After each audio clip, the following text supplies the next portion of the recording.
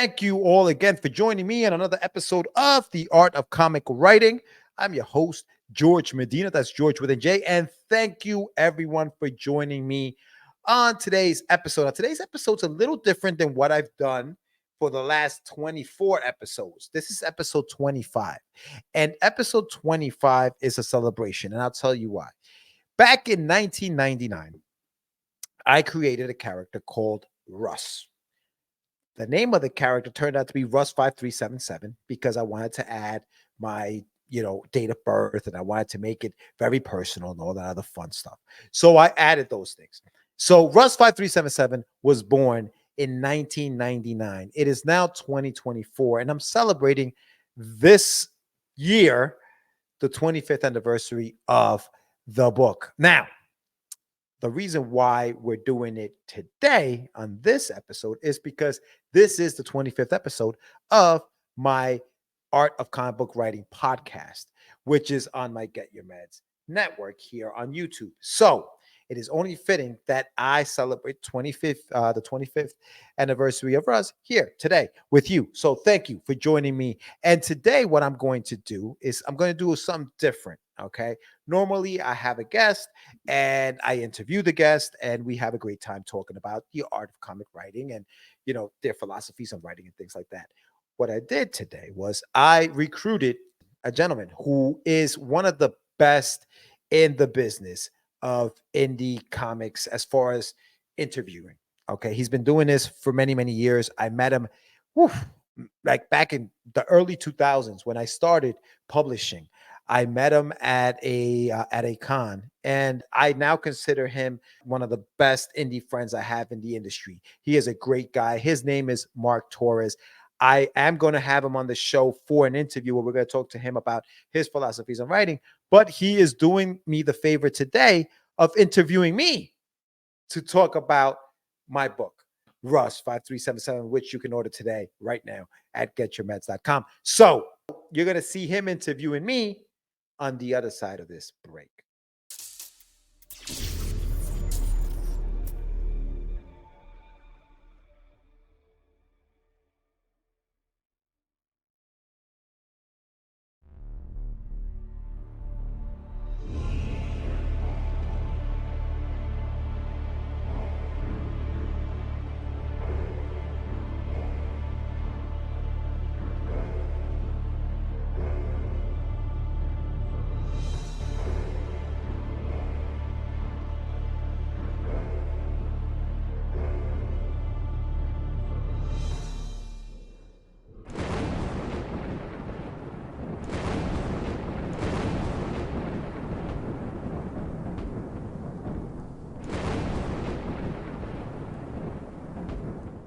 Hello, everyone.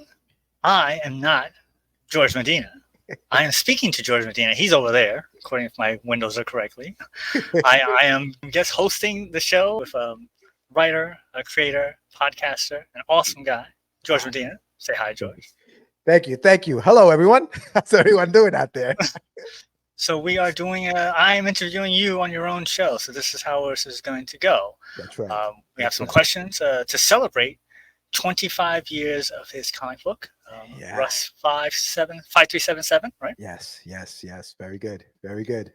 And let's do a little preface here. I actually met George 100 years ago. It's been a while. At a convention, and I remember he had a uniform on. It's like a baseball uniform at his table. They came down to our radio station, and I've known him ever since. And he actually gave me his book back then, which I still have somewhere. Wow. And it was it wasn't the size of a regular comic book. It was like an extra large size, and it had really good quality paper for back then. I was like, oh, this guy, what's this guy doing? We knew a guy. It's what that was. we were printing those things ourselves and then folding them, cutting them, stapling them. Yeah, it wasn't coming from a printer, like it wasn't a creative decision. It was a necessity decision. It was a necessity. That's what it was. Yes, indeed. You were ahead of your time. Yeah, man. At that time, we were too like polished for like say a Mocha at the time, because Mocha had the 8.5 by 11 sheets of paper staple. Everybody just had little zines and stuff like that. but we Mhm. weren't polished enough for the big companies. You know what I mean? Because just like you said, it was oversized. Listen, the pages weren't even because it was folded, but we were cutting it. So it was definitely like handmade. But and we printed out like 500 of those things that actually maybe I would say maybe 400 of them didn't get folded. So they were just 11 by 17 sheets of paper just laying somewhere. I wish I could find those things because yeah, some of them weren't even folded, bro. Like it Get an was crazy. uncut sheet. That's like an exclusive right now. That's yeah, yeah, Everything's a collectible. yeah, yeah, yeah. And that was years ago, years ago. So now, cut to 25 years later, Yeah. and you decide to have an anniversary for the release of your book by re-releasing Mhm. your book. That's right. So walk us through the process and the decision to re-release something from over 20 years ago, as opposed to just doing what everybody else is doing, which is just reboot the title, start from scratch, Right. just keep on moving and make it new but not new. So walk us through that. Why do it?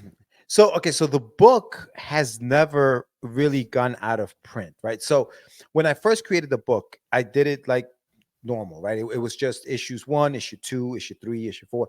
By the time I got to the 6th issue, which the first issue went through a whole new overhaul, like the one that you have was never printed again. And so I hired new artists to redraw the book because I received a very bad review for the art of the book. So I was like, you know what? Maybe I need to change what I'm doing and actually hire some artists to do what I need them to do. So I did that. And so I you created 6 issues of the book, and then I said, you know what? Let me put them in one graphic novel. And so the graphic novel, the idea behind the graphic novel was because it would have a longer shelf life 25 years later, right? Because I had an ISBN, I can put it on shelves. And it's now it's no longer a floppy that dies every month. Now the book can just continue to live on. So the 25th anniversary is the anniversary of the actual character that I drew. So in 1999, I created Russ, the character of the book. The book didn't go to print for the first time, the one that you have, until like 03, 04. So, but the character itself is celebrating 25 years. But the reason why I did it that way was for that, the shelf life.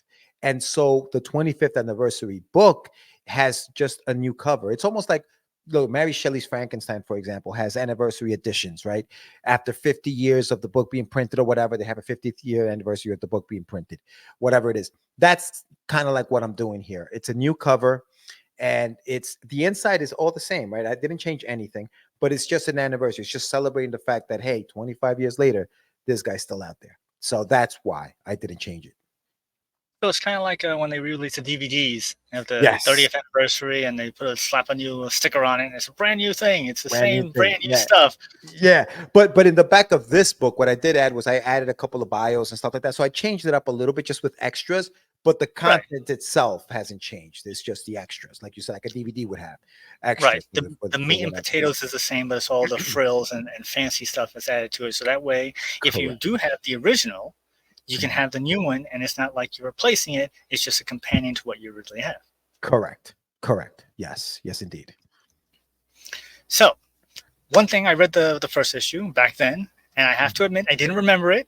I remember it existing. I didn't remember reading it, what it was to Hmm. now. So I Hmm. have nothing to compare it to. And like I said, I couldn't find it. I wanted to. I don't know what's going on. But reading it this time, and obviously I read it the digital version, which you sent me, which is very weird reading a comic book on the It screen. It's not the is, same isn't as it? reading it in Yeah, the hand. I But agree. one thing I noticed is that while the cast of characters was diverse, Hmm. there wasn't a spotlight on that. Everyone, excluding the bad guys, generally speaking, was just regular people. Yeah. Was that a conscious effort from day one, or were you tempted to update or change that for the current climate? No, man. The reason why that happened was because growing up, like I grew up in Yonkers, New York, right? And I grew up in a diverse community. So being diverse or being different was normal to me. It wasn't strange. It wasn't like who are those white people or who are those black people or who are those, who are those Asian people? Like there was none of that. For me, that's just what it was. It was just normal. I went to school with black kids, I went to school with white kids. I went to school with, kids from China, Japan, India, whatever. Like and we all just played games together because we all like the same things. We all like GI Joe, we all like Transformers, like so creating a character with or a cast of diverse characters was just something that came natural because that's just the world I grew up in. 25 years later, the fact that it's still that's a thing now, is kind of like it's interesting to me because it just shows that sometimes stories transcend time, or politics or things that may and they kind of just fit in. And I'm happy that the story actually fits the way it fits today because it really I didn't change anything. It wasn't purposely done. It was just the way I grew up. I am the worst Puerto Rican ever. I've always said that many a times. I've told you many a times, like, I'm just really bad. And there was this character called the Living Lightning in the Mm, Avengers comics. I don't know if you remember him. He was a Spanish guy, and he yes. spoke very Spanish. And I was Mhm. like, it was such an eyesore. Like they were just like putting a spotlight that he's Spanish. So he says, "Orale." I'm like, what? What? I don't know anybody who talks like that. I don't talk like that. Why? Why is he? Why are we making a big thing about it? Right. Yeah. Because I also grew up around everybody, so Hmm. everybody just talked and acted was the It's same. it's normal. Yeah. So when you notice it now, is that Hmm. the same thing? Like, wow, it's so is what it is, Yeah. as opposed to the world is so different, and now maybe I should have put a spotlight on it before, or is it just it's just how it is? I think it's just how it is. It actually it makes me uncomfortable when they do things like that, right? Because when you think about Hispanics, right? When you think about we come from all nations and words mean different things even in Spanish, right? So like words that you as a Puerto Rican man would say, I'm as an Ecuadorian man would say are different, like different. There are bad words that are not bad words to me, but they're bad words to you. So when you try to put a sentence like or a word like orale in a comic, unless that character is Mexican, it's not gonna you can't relate to it as a Puerto Rican person, or I can't relate to it as so.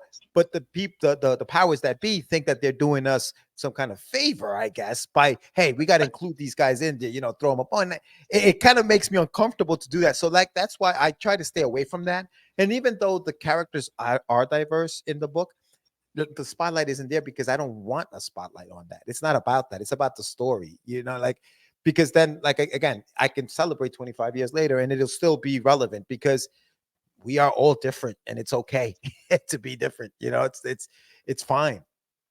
And you're hitting on the timelessness of the book, which is something that else that I noticed. It was very timeless, meaning that there isn't anything that would date the story. Maybe the computer in the background was a little bigger, the Yeah. screen, but that's it could just they could just have an old computer. So it's Right. not like it's something that's so far out that it happened 25 years ago or 25 years from now. Was that something that you thought about when you were writing the story, that I want to make this a timeless piece, or was it something that I'm just going to write it and that's just how it is, and I mean I just lucked out that it Yeah. was timeless? I think I lucked out. The story really I think the story is about a kid trying to find himself. This kid is in an orphanage. He doesn't know who he is. He never met his parent, doesn't remember his mom, doesn't remember his dad. And the reason why he doesn't remember it is because these scientists have plugged chips into their brains to make him forget everything from the time they were 5 years old. So he's trying to figure out who he is.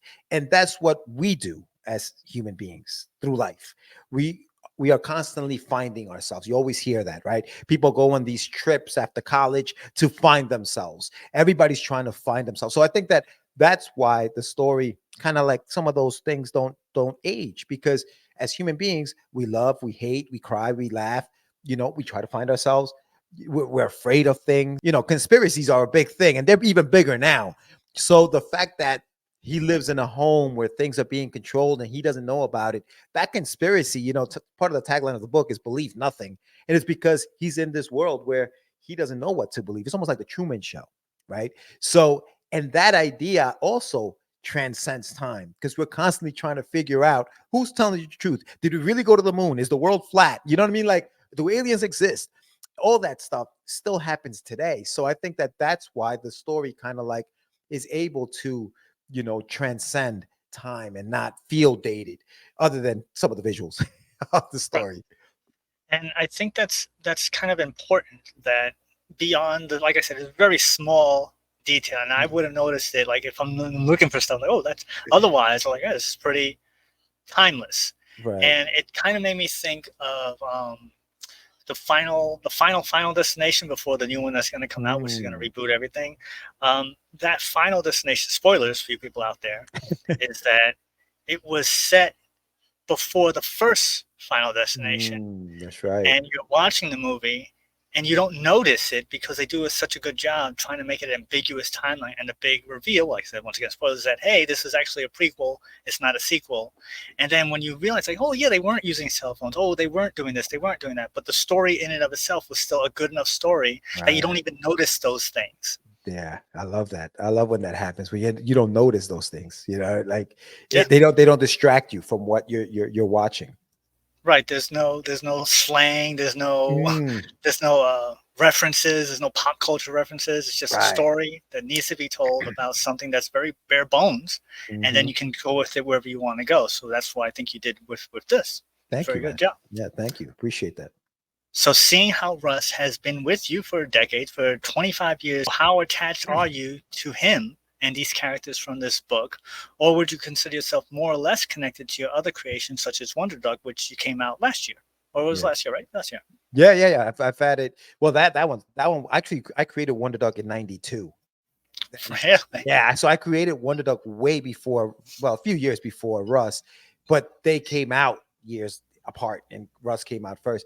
As far as attachment, I would say I love these characters. I don't know that I'm attached to the characters, right? Like I feel like I feel like I can separate that a bit, right? Because attachment to me means, hey, nothing can happen to these characters, and no, I think that if the story calls for something to happen to these characters, something will happen to these characters because the story calls for that to happen. Do I love the characters? Oh yeah, of course, absolutely, man. I think you love everything you create. I mean, at least I do. I mean, I don't know how everybody else feels, but I do love them. Attachment, I don't know that I'm attached because there are things that happen throughout the book. And even at the end of the sixth issue, there are things that happen that, damn, if this guy really loved his characters, he would do that. Or if this guy's really attached to those characters, he wouldn't do that. And I think that it depends on, for me, it's about the story. What does the story need to move forward, right? And if the characters have to be sacrificed, then maybe that's what happens. The whole time when I created the story, what I wanted to do was I knew I couldn't do an ongoing series. I just don't have the money for it. My comics are very expensive. I know anybody who does independent comic book publishing knows comic books are very expensive. Nowadays, you're spending anywhere between 2,500 to 4,500, maybe more per book, per freaking book. So I knew I wasn't going to be able to afford to do that for an ongoing series. So I figured, let me do 6 issues and then let me leave it open ended for more stories, which I am currently writing more stories. But again, it costs money to put them together. So yeah, no, I don't think I'm attached, but I do love those characters. I do. Do you find it easier or more difficult to be critical of yourself, meaning your work as both a content creator and as an interviewer, now that you have been part of the industry for all this time? Yes. Yes. Ignorance is bliss. Ignorance is bliss, bro. And the more you know, the more critical and the more sometimes you get a little gun shy, right? Because you're like, am I doing this right? Is this wrong? Do I need and you continuously want to learn more and more and more to get better and better and better, which is a good thing. But when you don't know, you're just doing. You just write, you just draw, you just do whatever you want to do because there is no fear, because ignorance is bliss. Knowledge is power, but ignorance is bliss.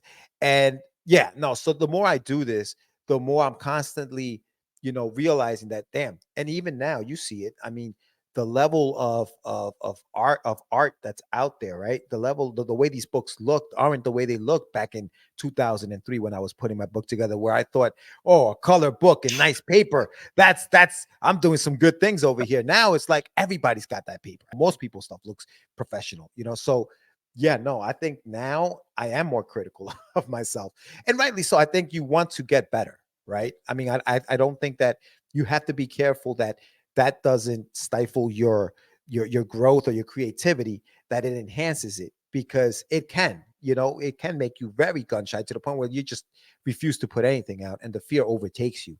So Critical, yes, but I think in a positive way, because I do want to get better, and the only way to get better is to make mistakes and look, and look like a fool even on interviews, or ask the wrong questions, or stutter the words, or you watch that back and you say, okay, that's where I got to get better. That's what I did wrong. I got to do that better.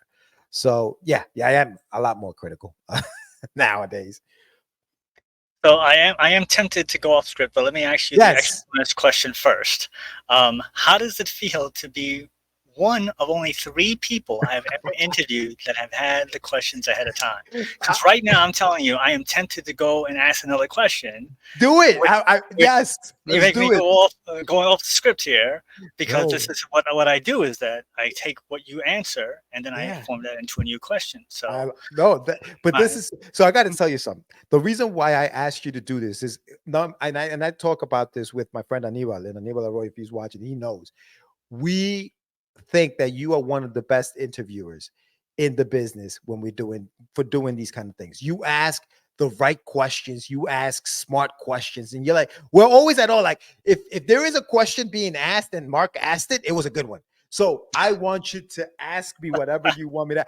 I got the questions ahead of time, which was kind of cool because I was able to prepare, because some of these questions I was like, ooh, that's a good one. What am I gonna say? But no, I do want you to go off script, because this is why I asked you to do this, because I know Mark, brings it.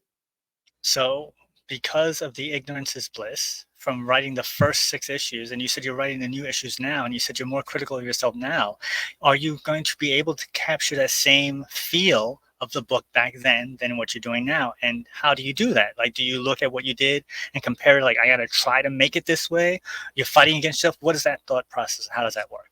I think the way I look at it, while I love that book, I when I look back at it, just you internally, and I think we do this, I always think I probably can make that better now. So the challenge is to make it better, right? So when I'm writing the new stories, with everything I've learned about writing, talking to other writers, with this podcast and all that other stuff, you said one thing that I loved about the art of comic writing, or even just writing in general, is having rules in your story and not breaking them, right? I love that, because that's where the plot holes happen, or that's where the mistakes happen in the story. When you have this rule, this is the rule of the story, and then you go off script and you're like, wait a minute. The reader now says, dude, this is crap. Like, what are you doing? This is not how it's supposed to go. So having that in my mind, now it makes me a more conscious writer, right? I'm still creative, because you still have to be creative, and throw it up to the wall and see what sticks. Sometimes it's okay. I like to write, and then come back and edit. So I don't worry about, oh man, is that sounding correct right now? I don't care. I just put it on paper. But I will look back at that book and say, okay, how do I make this better? Even the first six issues. Well, I love the book, and I think that I did a great job for what I knew back then, but now I feel like I know more, so I need to be better. And I think that capturing that is comes in knowing your characters. So as long as you know your characters, I think you're able to capture that, quote unquote magic that you had when you finished that book. And part of the magic is finishing it, right? It is completing that story and telling a complete story even after the fact. So the next batch of stories, will that also be a self-contained six-issue stories with another open end, or is that the end end? So when I created the book, right? So the story, for those who don't know, it's about a young boy named Russ, who is now 17 years old, and he is in an orphanage. He doesn't realize that the orphanage is a lab where they're trying to create the perfect specimen, right?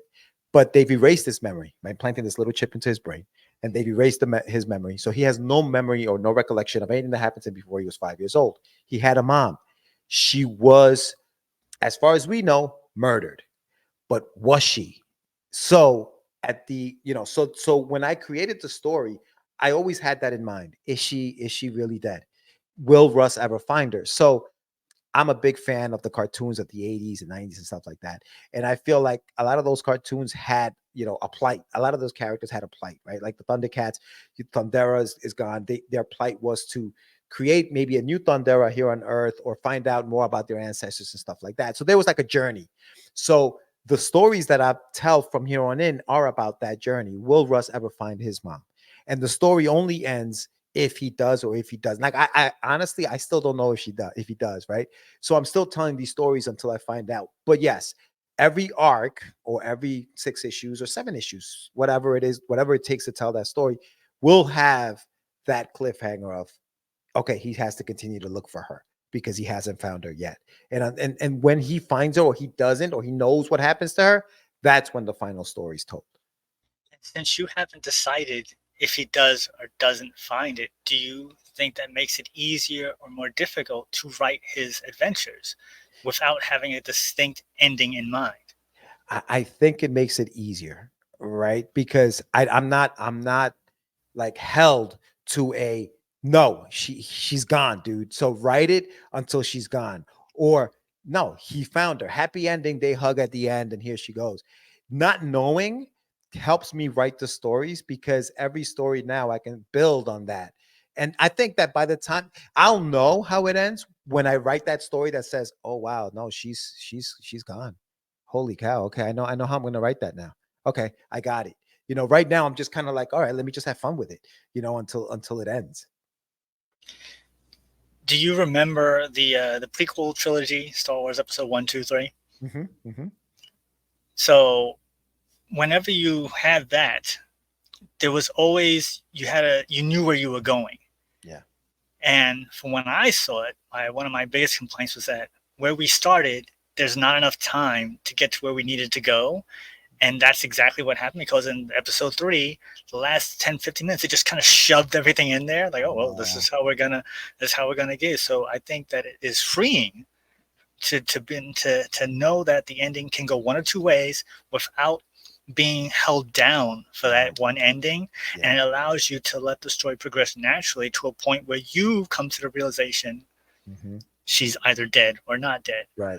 There's that cat, the famous cat that's in two existence at the same time. Schroeder's cat, I think it's Oh called. yeah, yeah, yeah, yeah. But yeah.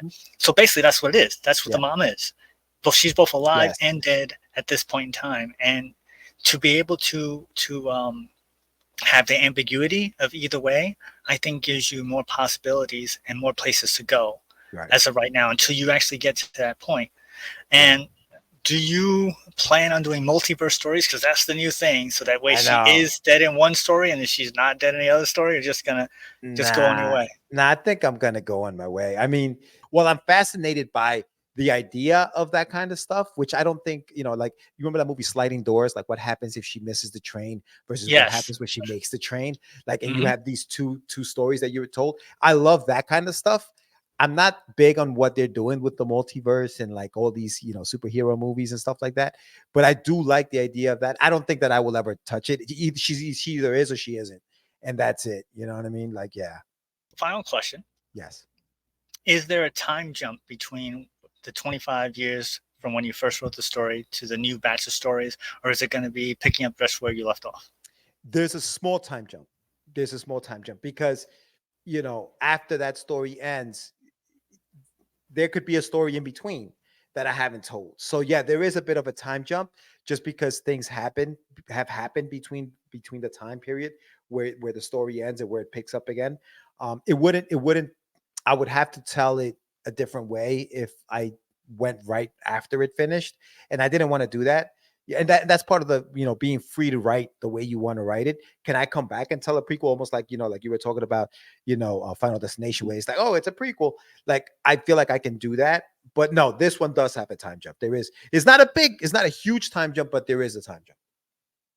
So when you make it the final question, so when you make it the timeless story it is, with this time jump, is there a specific time that has passed between then and now? And are you going to try to keep it timeless, or are you going to try to date it in the future episodes? You know, I don't, I don't try to make it timeless or or give it a shelf life.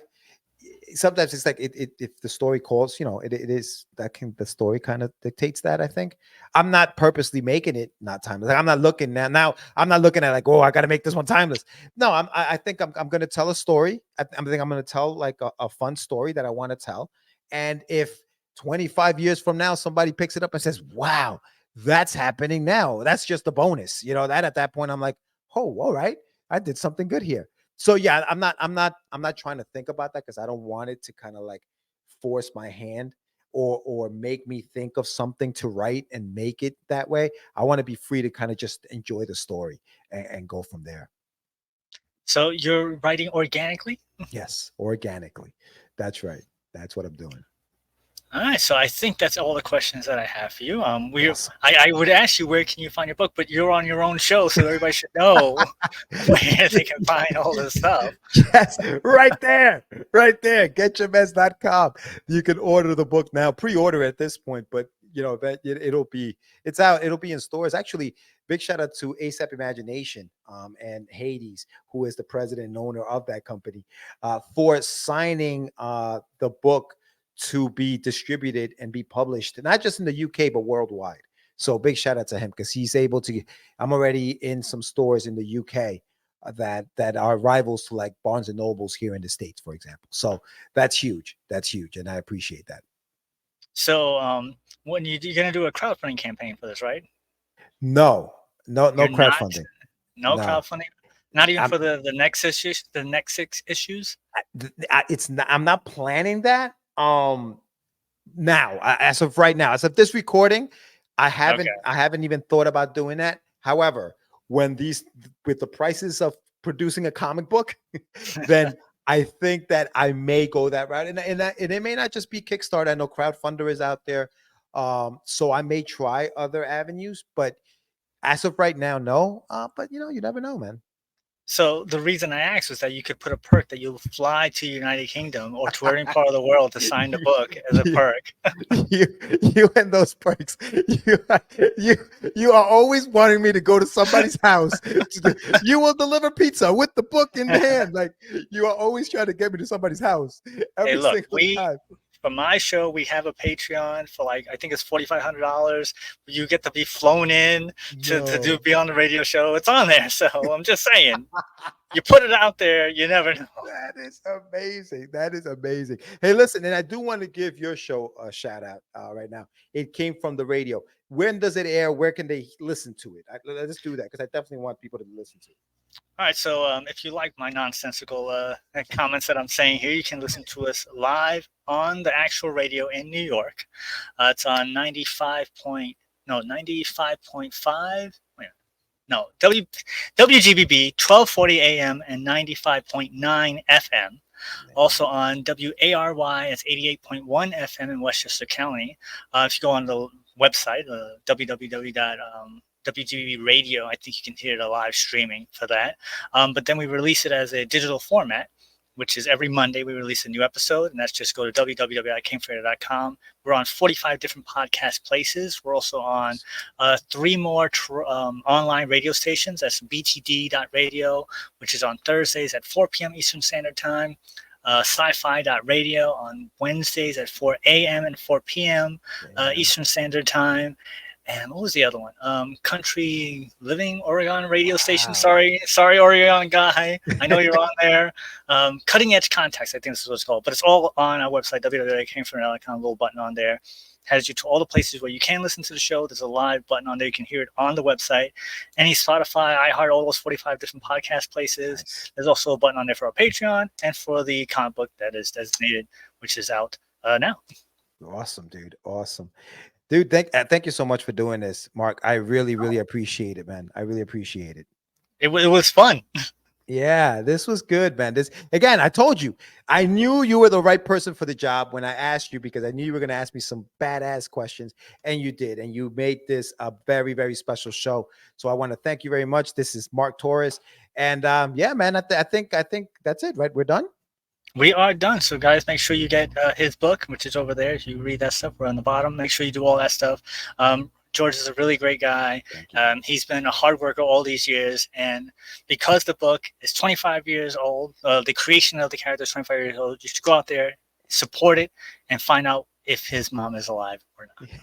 There you go. That's it. Go for it. Thank you so much, Mark. Appreciate you, brother. Thank you very much. Really appreciate you having me. Big shout out to Mark Torres. Thank you very much, my friend, for doing that. He sat down with me, interviewed me on my own podcast, and had amazing questions like I knew he would, because that's what he does. He brings it. Please make sure you check out his show. It came from the radio. it airs, and you heard him. I'll have the links in the show notes. He is everywhere, and he's been doing this for a very long time. He knows what he's doing. Thank you so much, Mark, for doing this for me. I really, really, truly appreciate it. I hope you guys enjoyed the questions, enjoyed the feedback, enjoyed what we were talking about. And listen, 25 years ago, I created a character that today I am very proud of. If you heard it in the interview, I'll say it again, though. The story is about a 17-year-old boy named Russ who lives in an orphanage sometime in the future. I don't tell you when. The reason why I don't tell you when it is in the future, or I don't give it a year, is because I'm a huge fan of Back to the Future, right? Who is it? Now, the problem with Back to the Future is that we are about 9 years removed to 2015 and we still don't have flying cars. So for that reason, I never gave it an actual year. So I don't have a year. So it's sometime in the future. I don't tell you when. But what happens in the story is that it takes place in the future. And the group home or the orphanage where Russ lives turns out to be a lab where the scientists are trying to create the perfect specimen.